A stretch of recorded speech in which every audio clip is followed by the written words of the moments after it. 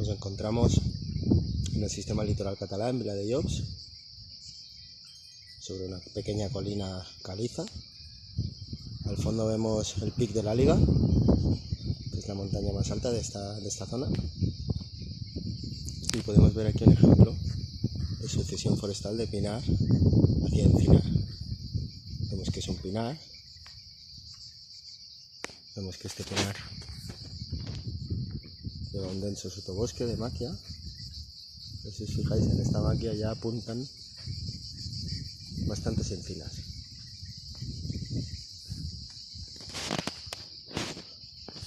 Sobre todo en las mejores zonas, es donde primero se establecen y de ahí van avanzando por dentro del sotobosque. Aquí en primer plano tenemos también un ejemplo similar.